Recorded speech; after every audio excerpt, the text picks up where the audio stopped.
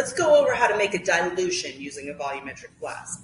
So I have a prepared solution of known concentration, and now I want to prepare a dilution. So again, I use another volumetric flask. This one's a 10 milliliter volumetric flask.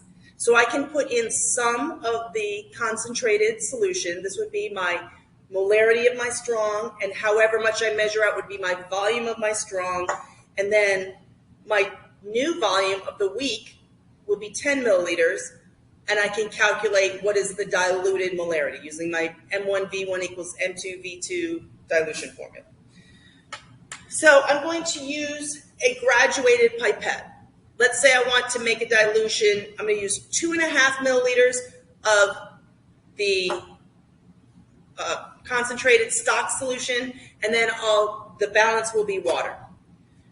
You have to be very careful on these graduated pipettes. There are multiple different ways they can come. Some of them have 0 at the top, like a burette.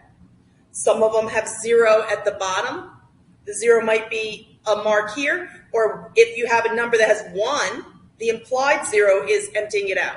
So if you have a 1, 2, 3, 4, 5, you would fill it up to the 2.5 mark and then drop it down. If it's 0 at the top, it's designed to fill it up to the 0 and then move it over to where you want to transfer it to and drop it down to 2.5. That's how this one is. So, let's see. I lied. This particular one has a 1 on the bottom. So for this particular one, I'm going to raise it up to 2.5, and then I'm going to drop it into here. If I had one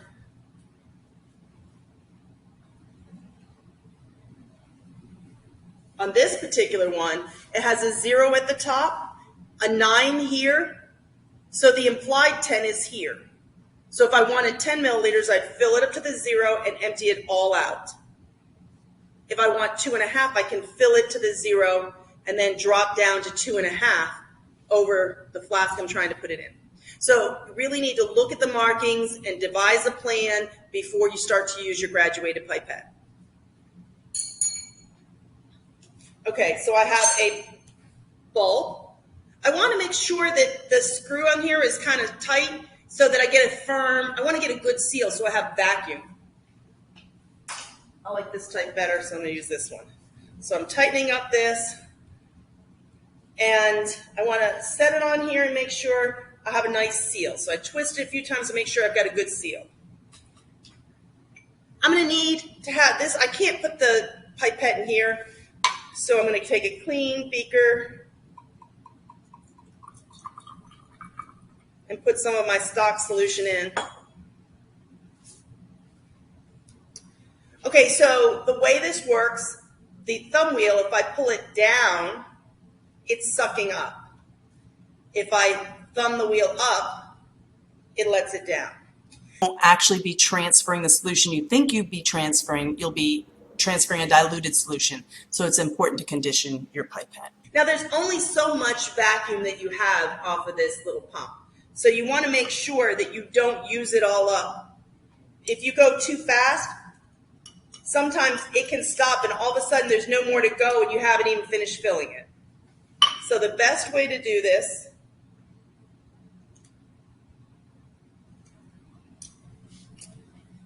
I'm going to flick,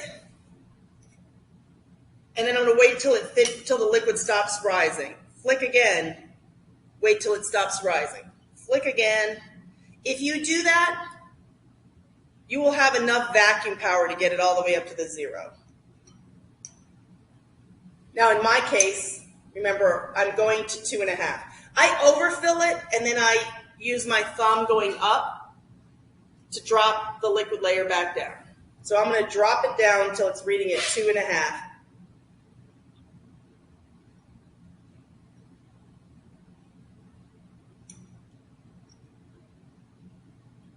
I want to make sure I have no air bubbles in here. And I want to make sure I have the meniscus right at the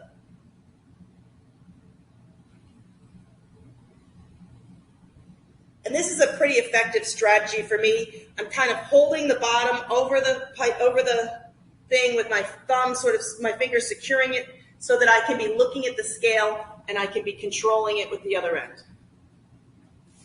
Okay, check.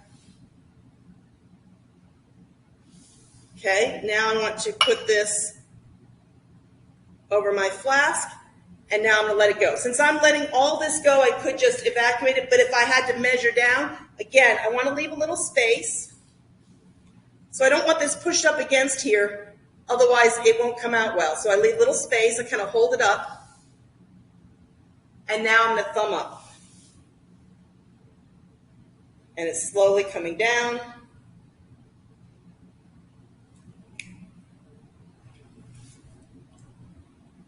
And these are designed to hold a certain amount in.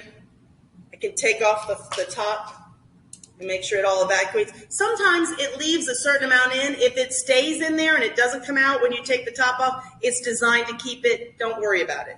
It's pre-measured into the calibration of that. So now I have my 2.5 milliliters in here. Now I'm going to finish topping it off with water. Again, I don't want to go all the way to the line right away. I want to get close, and then I'm going to use a pipette.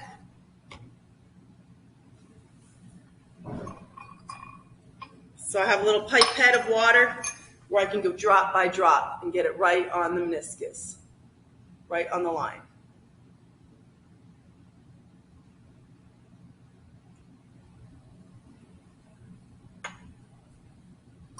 All right. I want to make sure this is well mixed, so I put a cap on it. Some of these use caps. Some of them have a small stopper like this. So if the cap is not fitting, look around for a small stopper. There's different types. Again, I'm going to invert it 4 or 5 times. And now I have my diluted solution.